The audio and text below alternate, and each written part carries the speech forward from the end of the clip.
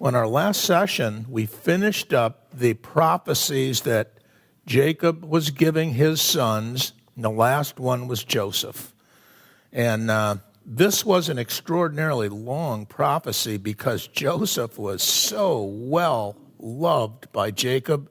He had done so much, and Jacob knew that Joseph was worthy and Joseph loved God. There is no mention of Joseph intentionally sinning anywhere in the scriptures, ever. I'm sure he did because everyone is fallible, but he wasn't a rancorous guy, a scoundrel like his brothers. He was an innocent person that got railroaded, if you will, to use a modern term, into slavery and sent away to Egypt, where he ultimately becomes the prime minister. My goodness. Jacob took up the promises of fruitfulness with Joseph and said that you would be fruitful. And this is going to happen through Ephraim. Joseph was victorious. Joseph had many, many, many conflicts. And the text that we looked at last week said that he did experience persecution. A lot of it from his brothers, from Potiphar, when Potiphar's wife falsely accused him of trying to sexually molest her. He had a difficult time, but then he became second only to Pharaoh in the greatest country in the world at that time. And the text that we looked at last week was using this imagery to show how his persecution was actually carried out, and it was using it as though someone was shooting at him, like he was being hunted. The archers that sorely grieved him, they shot at him, they persecuted him. And this happened. He was severely mistreated, but he overcame all of them. Now, these prophecies that were given to Joseph are pointing to conflicts that are going to be from his descendants too. And the victory that he got in battle and the victory that was going to come through his descendants was seen by Joshua, Deborah, Samuel, all the tribe of Ephraim, Gideon, Jephthah, and all the tribe that came from Manasseh. And what is so precious about this set of verses is the various descriptions of God. It's almost like God is surrounding Joseph, has chosen him from this, and the text wants us to know the different characteristics of God and the different names of God as it relates to Joseph.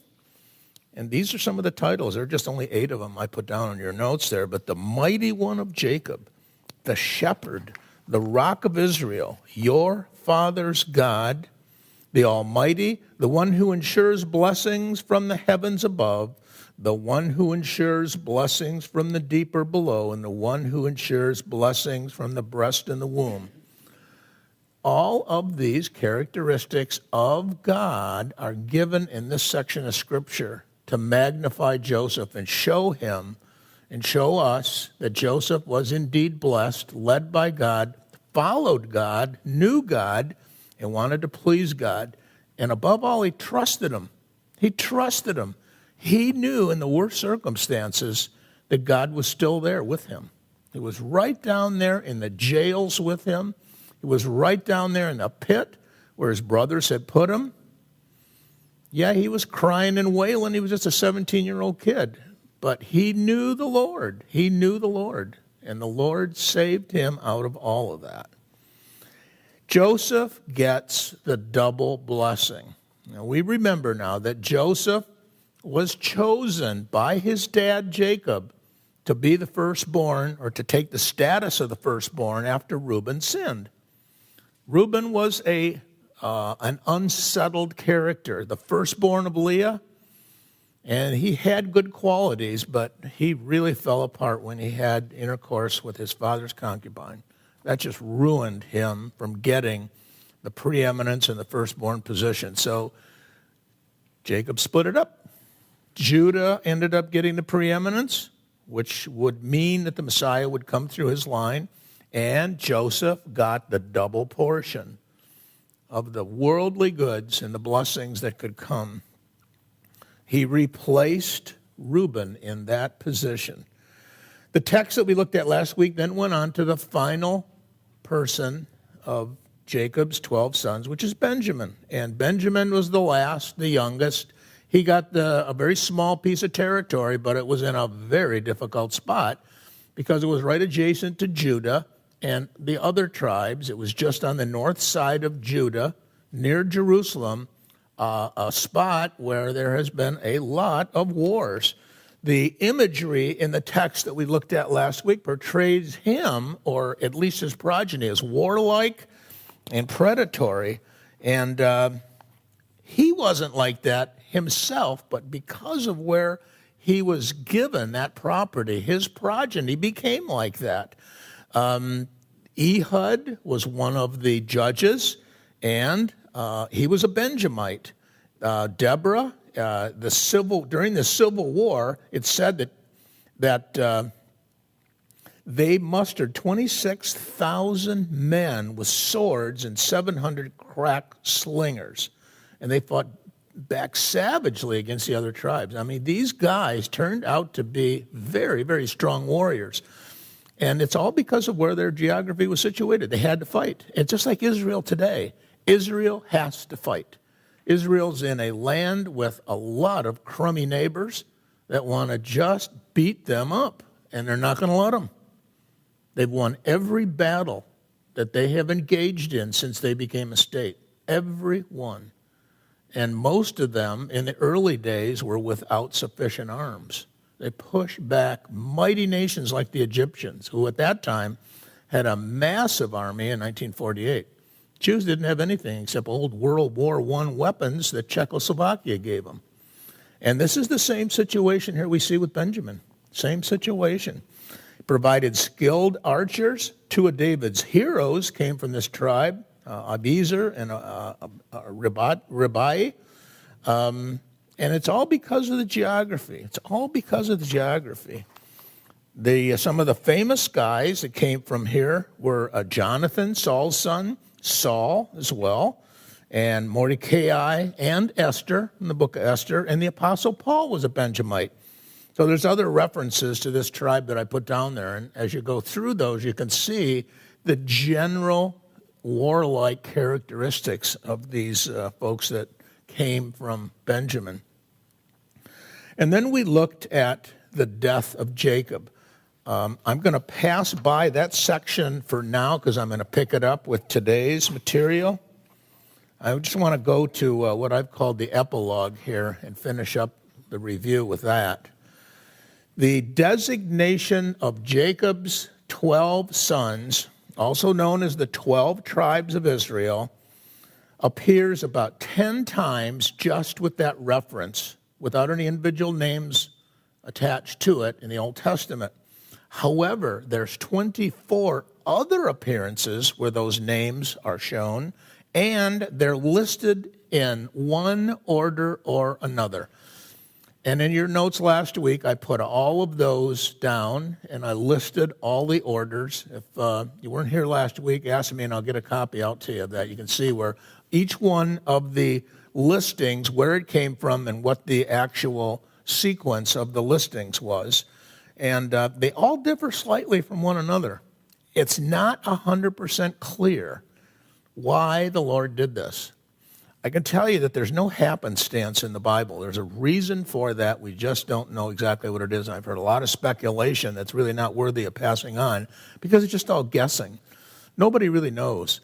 But they are listed in different orders. And because you have Joseph being divided into two, Ephraim and Manasseh, it produces 11. And sometimes Joseph's even listed and the other two aren't. And sometimes one of the other ones is not shown, like Dan is not shown in the evangelistic crusade of the Great Tribulation.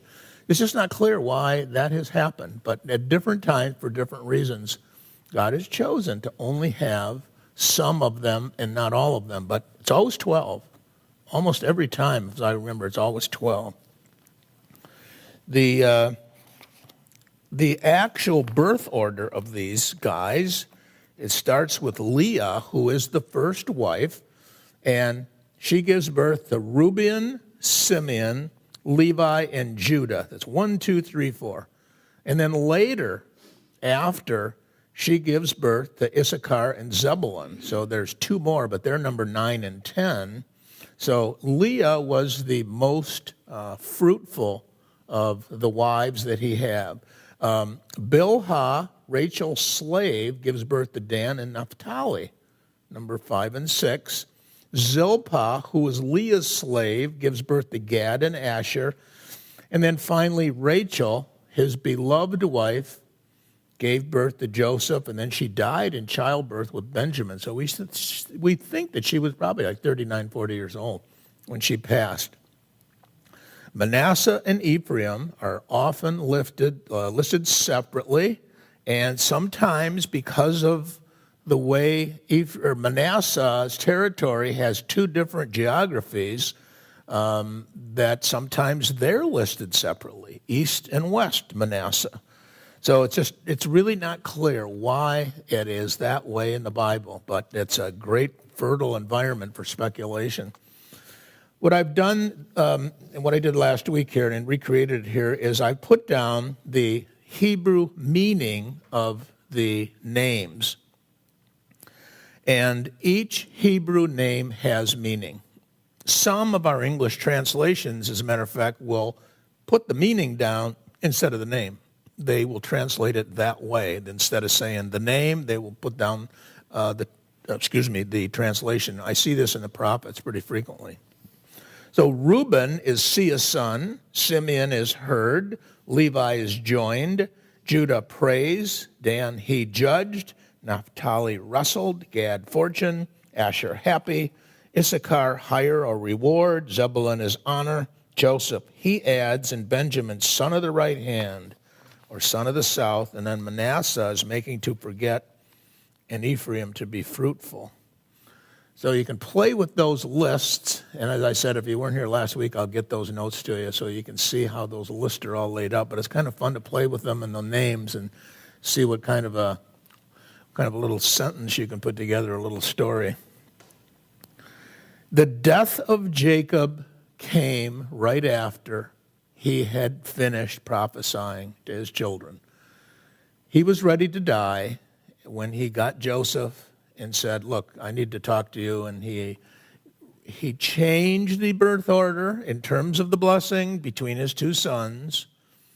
He reversed it. He gave them blessings, and he told Joseph, you have to carry me back to Canaan. I don't want to get buried here. I can't get buried here. And Joseph promised him. They made a solemn oath. And Jacob then gives up his life, gives up the ghost, if you will. He's done with the prophecy. He's done with his life. And he says that he wants to be buried back in Canaan in the cave at Machpelah. And if you remember, the cave at Machpelah was where Leah is, because this is where we find out that where she was buried. We didn't know this before. I brought this out earlier. I kind of fast forward when we were talking about Leah, and showed you the prophecy here that where she had died and where she was buried. This is not where Rachel was buried, though. Rachel was buried in Bethlehem. Rachel's grave is one of the monuments in Israel today. Whether it's exactly there or not clear, but that's where they honor her. We know that that's where she was originally buried. But what I think is so unique about this is that Jacob wants to be buried where Leah is. She tried to get close to him her whole life and couldn't get close to him. She loved him and she wanted him, but he wanted Rachel. He thought he got shortchanged by Laban, and in a sense he did. So, as a result, it appears from the text that Leah was not as beautiful. Matter of fact, she may have been somewhat homely, but she was a loving mother, a caring person. She was a real Proverbs 31 mother person. And I think Jacob, over time, recognized that as he did his other faults, as he turned closer to God. And that's where he wanted to be buried, eternally, to have his body there laying with his wife Leah. and his father and her wife, Isaac and Rebekah, and his grandfather and grandmother, Abraham and Sarah. He drew his feet up on the bed, and he was sitting there right in front of all these kids. He's got all these kids in front of him, and he just dies. He said, I'm done. He gives up the ghost. He was 147 years old. He had a lot of sins, as we saw going through his life, but he was still led by God. He was chosen by God, and he loved God. But his relationship to God was one that was developed over time because he resisted so much that God had for him.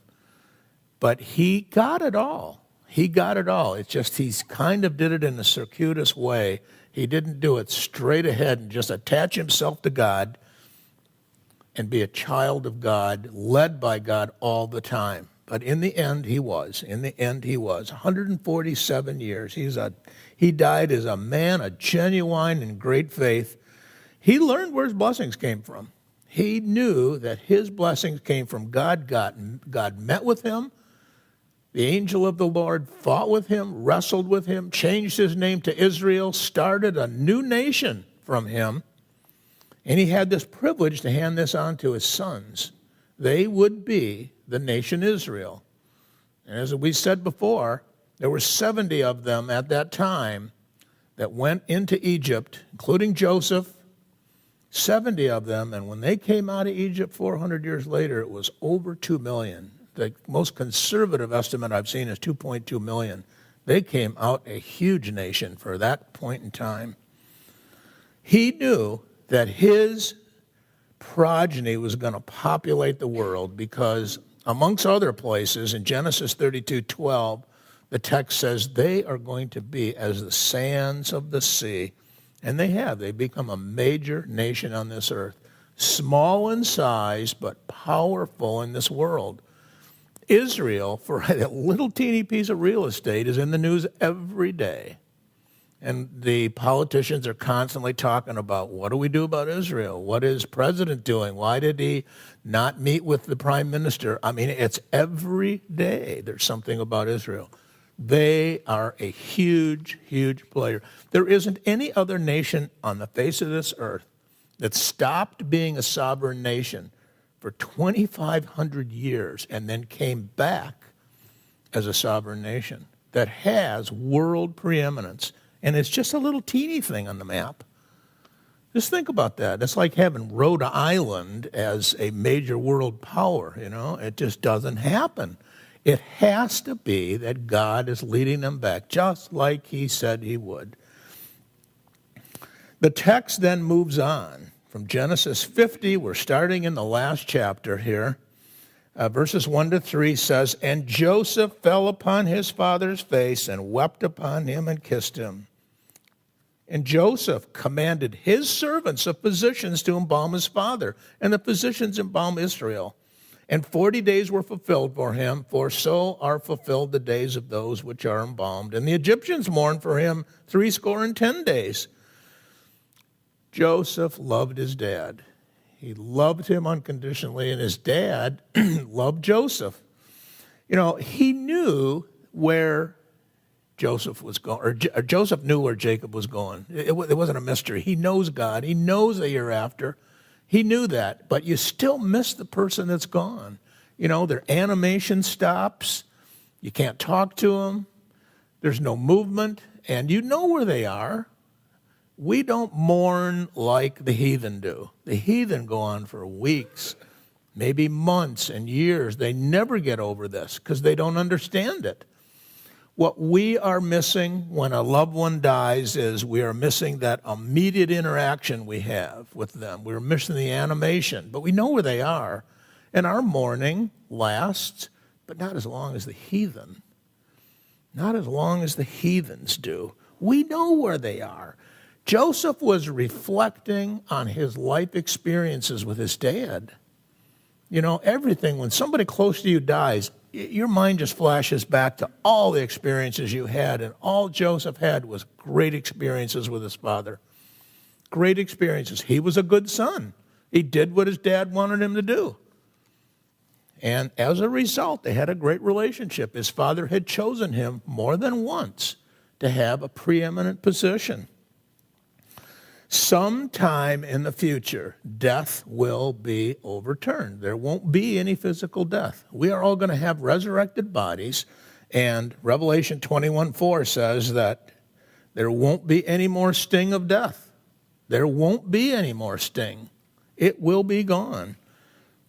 The animation is gone.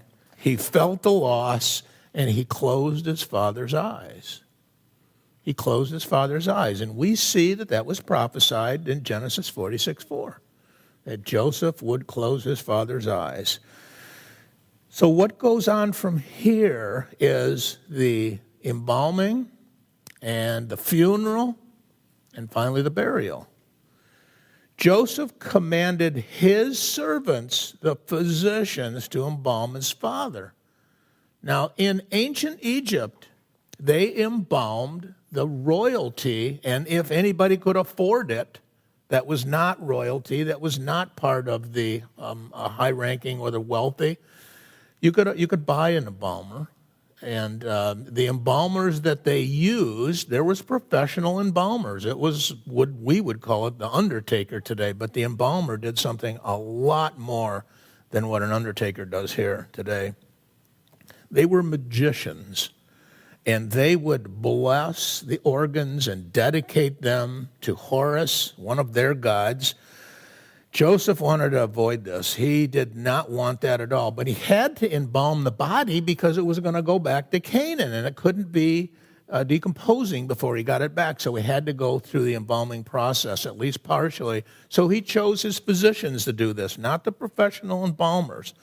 And I've put together a general summary of this embalming process because Herodotus, the ancient Greek historian who lived from 484 to 425 BC, describes it in quite detail. I've just only pulled out segments of what he said because he's a lot more detailed than I think would be necessary to go into here. He said that there was a period of 70 days for embalming and mourning. Body was laid on a wooden table, and then it was washed with a solution of something called natron and water. And the natron evidently was a chemical of some sort, and it was a part of a drying agent, if I understand that correctly. And so in order to dry the body completely, they had to take out all the internal organs, and they started with the brain. The Egyptians would just discard the brain because they just didn't think it had any usefulness for the hereafter or for that body coming back to life. So they just discarded it. They thought the heart, though, had great value. So the brain was just pulverized and then thrown out. Palm wine and frankincense was used to flush out the cranial cavity. And then after they removed the internal organs, they put them, first they washed them in frankincense, myrrh, and palm wine, and then they dried them with natron. And then they put them into these canisters called canoptic jars, and the tops of these jars were shaped like the heads of their Egyptian gods. They dedicated these organs to their Egyptian gods, the four sons of Horus. Now, these were genies, as the Egyptians would deem them, and that's what Joseph was avoiding. He didn't want to go through this at all. He wasn't going to have anything to do with it. And he had stayed really wholesome the whole time he was there. He knew Jehovah God. He knew who he was. He had no problem staying close to God, none whatsoever. So, he distanced himself even as prime minister from this process. He distanced himself from it. And here's a perfect example. When the body was treated with this natron and the salt for 7 days, it caused a very rapid dehydration, but it didn't let it decompose. It didn't let it decompose. So he went through the normal process of embalming with the exception of the administration of these magical arts for the organs. And it was treated then with pitch, gums, and resin. So if you've ever seen a mummy in a museum, you see that they've got this resin-type cover on them. That's what they put on it after they had dried the body and they'd filled the cranial cavities and taken out the organs. Then they covered it with this resin and pitch, And the body would be preserved. I mean, they found these things that are several thousand years old, and they still are preserved, reasonably preserved. I mean, they don't look like us walking around, but, they look like a mummy. And finally, they put it in a mummy case. Then it goes on to say that 40 days were fulfilled for him, for so are fulfilled the days of those which are embalmed. And that was a standard Egyptian process. The standard mourning period for Jews was also 40 days. And the Egyptians mourned him for 70 days. So they mourned him for 70 days. This is how well loved Joseph and his dad were. How much honor they gave his dad because of Joseph and because of his dad. They knew that these people came from God. They just didn't know God. But they knew that these guys were special. They were absolutely special. To mourn somebody for 70 days in Egyptian society was a rigorous administration of a lot of rites and a lot of restraint on personal behavior to honor him and constantly honor him and think about him. So this was really an honor. And this is why Joseph had Jacob embalmed, so he could take him through this process of the 70 days and then all the way back to Canaan so the body wouldn't be decomposed. It had to be preserved. Starting in the 4th verse of the 50th chapter and reading to the 9th, the text says, "And when the days of his mourning were past, Joseph spake unto the house of Pharaoh, saying, If now I have found grace in your eyes, speak, I pray you, in the ears of Pharaoh, saying, My father made me swear, saying, Lo, I die in my grave, which I have digged for me in the land of Canaan. There shalt thou bury me. Now therefore let me go up, I pray thee, and bury my father, and I will come again. And Pharaoh said, Go up and bury thy father, according as he made thee swear. And Joseph went up to bury his father, and with him went up all the servants of Pharaoh, the elders of his house, and all the elders of the land of Egypt, and all the house of Joseph and his brethren and his father's house. Only their little ones and their flocks and their herds they left in the land of Goshen. And there went up with them both chariots and horsemen, and it was a very great company. When the mourning process passed, Joseph didn't approach Pharaoh directly, and there's tons of speculation on why that is, but he went to the administrators in the house of Pharaoh. He went to the palace, and he talked to the intermediaries, the counselors, and he says, If I have found grace in your eyes, speak, I pray you, in the ears of Pharaoh, saying, My father made me swear, saying, Lo, I die in the grave, which I have digged for me in the land of Canaan. There shalt thou bury me. Joseph was always a very polite, humble, and gracious guy. He knew his position under Pharaoh, and he knew it well. He just didn't want to burst in there and say, Look, you got to let me do this. He wanted to go through the normal, custom, polite channels to approach Pharaoh with a request of this nature, because this is going to be an army following these guys and a huge number of dignitaries. It's not just the family, the 70 family members going back. This is huge. This is really huge. The royal permission was also required to go past the Egyptian boundaries. They just couldn't go outside of Egypt without permission from Pharaoh. So this was a delicate situation. But since Joseph had promised his dad, he swore to his dad, it was an oath. They confirmed that oath with the hand under the thigh, the signatory, if you will, for, yeah, I'm going to do this. And he was going to Pharaoh to ask him that, but he did it through his courtiers. And Pharaoh said, Go up and bury thy father according as he made thee swear. Pharaoh knew that Joseph was a wholesome, earnest guy, and he wanted to go bury his dad, and he would come back. He knew that he'd come back. He had this high position. He was an administrator to the crown. He'd saved Egypt. He saved them during this famine. So they really respected him because life continued when it could have faded, it could have died. So after he got the permission from Pharaoh to go back to Canaan, he gets this large company, and it's all the servants of Pharaoh's, the elders of his house, and all the elders of the land of Egypt. Now, this was all the officers of the court, of the state, of high-ranking society, as well as his family, the elders in his family. And in all the house of Joseph, his brethren in his father's house. So he got all the family to go, excepting only their children and flocks, also chariots and horsemen. So there just wasn't any reason to take back the kids or to take the flocks. There just wasn't any reason. But chariots and horsemen, and they had an escort of a very large army. I mean, you can only imagine how many people this was. It had to have been 400 or 500 at least, going through the desert, through the Sinai, up into Canaan. I mean, just a splendid group of people in procession, a funeral procession with flags and ensigns and dressed and having this mummified casket there and the honor that was being bestowed them. It's like a huge military parade, demonstrating honor for a high-ranking soldier that died in battle. It was incredible. Joseph was well-loved.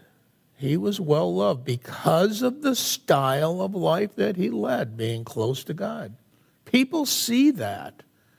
If you never even say it, people see it. They know how you live. They know how you think. They know that God lives within you. And people saw that in Joseph. That's what caused the envy. That's what caused the jealousy. That's what caused people to lash out against him. It's what caused him to have Potiphar's wife lie. And that's what caused Potiphar not to kill him, too. Because Potiphar was the chief executioner, and he could have easily killed Joseph had Joseph truly been coming on to his wife. Potiphar knew what his wife was like, and he knew what Joseph was like, but he had to do something. He had to do something official because his wife was screaming rape, and he knew it didn't happen. He knew what she was like, so he put him in jail. For insurance purposes, Pharaoh provides his army. And it was a very great company. Chariot, horsemen, a very great company. That was to ensure that they went safely and they came back safely. Let's look at the funeral procession's arrival. I mean, they go into great detail talking about this funeral. And they came to the threshing floor of Atad, which is beyond Jordan, and there they mourned with a great and very sore lamentation, and he made a mourning for his father 7 days. And when the inhabitants of the land, the Canaanites, saw the mourning in the floor of Atad, they said, "This is a grievous mourning to the Egyptians, wherefore the name of it is called Abel Mitzrayim, which is beyond Jordan. And his sons did unto him according as he commanded them. For his sons carried him into the land of Canaan and buried him in the cave of the field of Machpelah, which Abraham bought with the field for a possession of a burying place of Ephron the Hittite before Mamre." So they travel to the threshing floor of Atad, which is a large open area. It's covered, but it's an open area where they would thresh the grain. They would separate out the grain from the wheat from the chaff, if you will. And the Canaanites were still there. This is not on the east side of the Jordan. This is on the west side of the Jordan, which they would call at that time Cisjordan, C-I-S. And it was where the Canaanites were, so that's where it was. And they're calling it the West Bank today, but it's really Judea and Samaria in New Testament biblical times. The threshing floor in Hebrew is a goren. It's a large circular area where they used to tramp out corn or sift wheat, and they would have these oxen that were roving around in these round stiles, if you will, and the oxen's feet would crush out the corn. But it was large enough for them to accommodate this funeral procession. Because with all these people, hundreds of people, they had to have some place for him to go. The funeral takes place in 2 stages. There's this funeral service, if you will. It's what we would call it, at the threshing floor. And they had a great public mourning ceremony there. And that's Atad. But the Canaanites changed it to be Abel Mitzrayim. And Mitzrayim is the Hebrew word for Egypt. So the folks there changed the name to Abel Mitzrayim.